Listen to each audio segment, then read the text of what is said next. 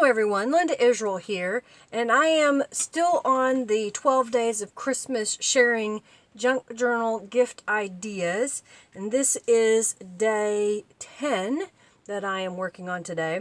And I want to show you how to make a mini journal out of a 12 by 12 sheet of paper, and then I will show you a flip through of this. I'm just going to show you the idea of how to make it.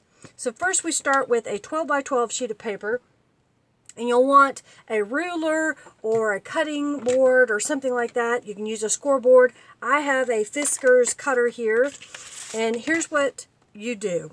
You set it inside and score on the 3-inch mark all the way across on to the 12-inch side here. So I've got this set up here that this is at the 3-inch mark. I'm trying to get this so you can see the whole thing.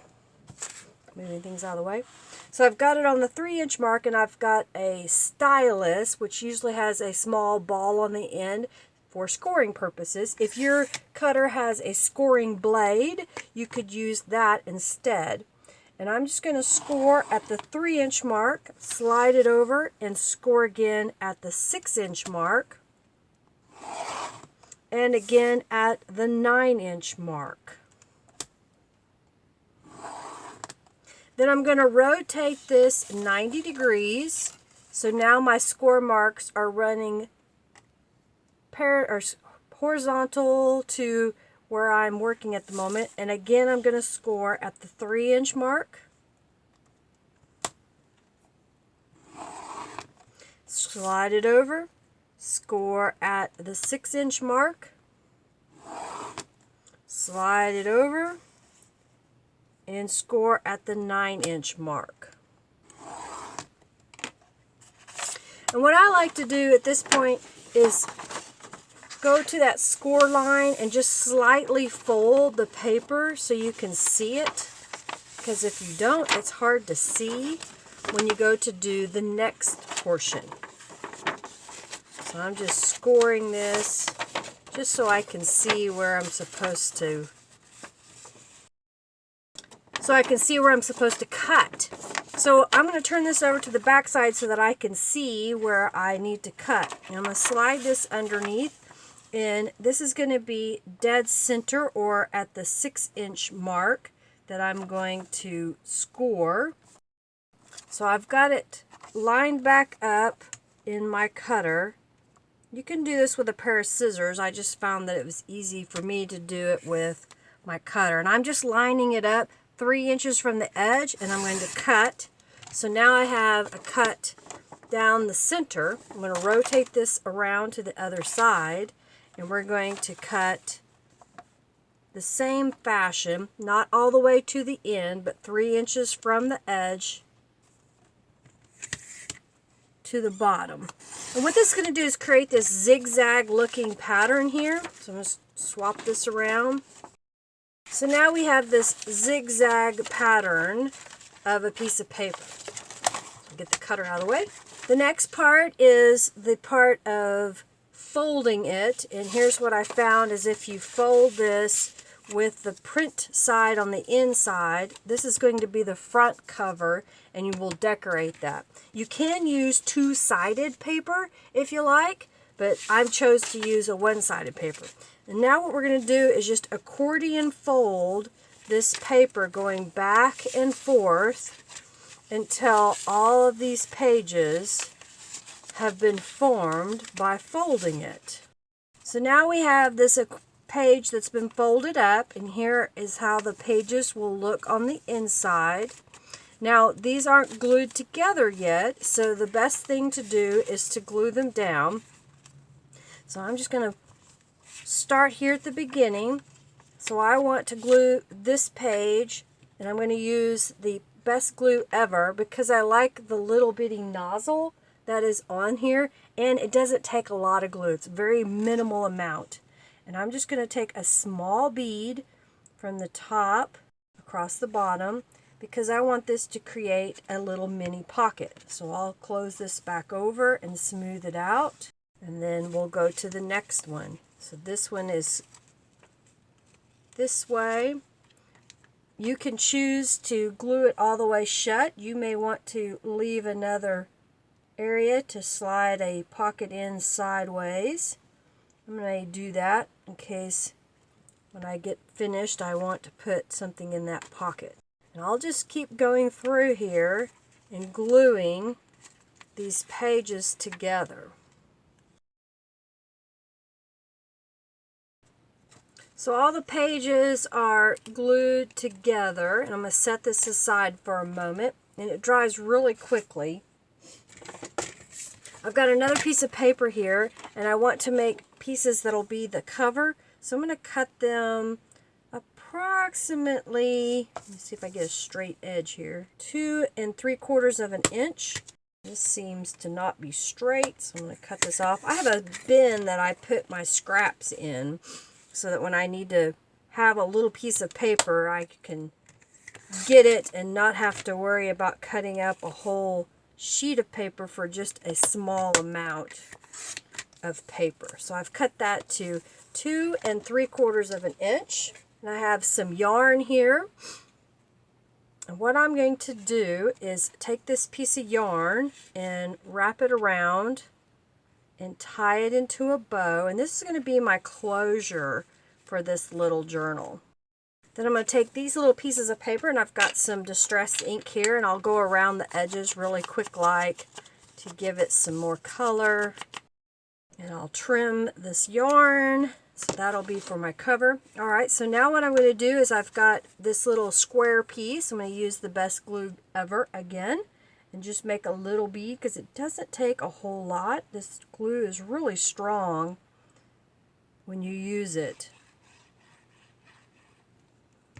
And we're going to place this in the front. And I should have gone over that just a little bit.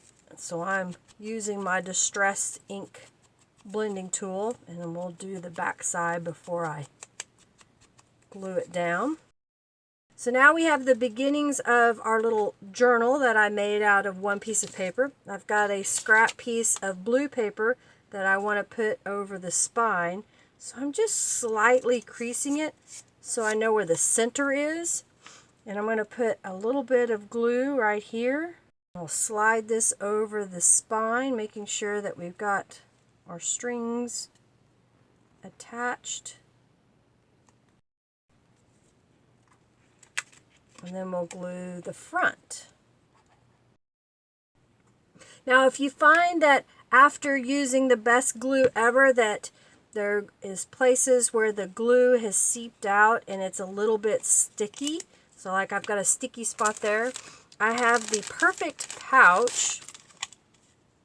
It's a Perfect crafting pouch from Scrap Perfect, and it's designed that when you put it on adhesive, it will stick to that adhesive and it won't be sticky anymore. So I'm just going to go over the whole journal and just kind of slightly rub it so that we can take care of any stickiness that there might be.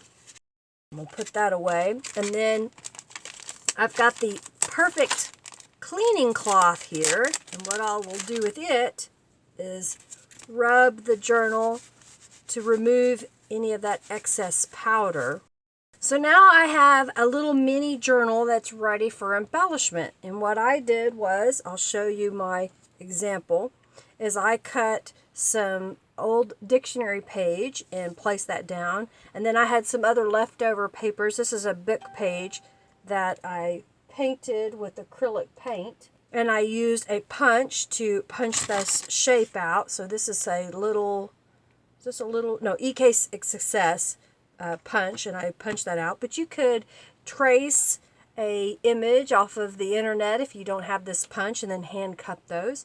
This was a rubber stamp that I have in my stash, and I punched that as well. And then we'll just take a look on the inside. So what I did was I used more dictionary page, and then this is an image from Calico Collage. This is part of their artist trading card, so there's 9 to a page. And I told my printer to print 2 of these full page images onto an 8.5 by 11 sheet of paper, and I told it that I want it to be, I think it's the 3 by 5 size photo. So sometimes if you right click on an image on your computer, you can then say print, and then a window will pop up to give you printing options, kind of like a photo package printing, if you will. And I chose to do a little bit smaller so that I could have this little bitty image. So that's an option that you have whenever you get digital downloads, that you don't have to stick to the original size.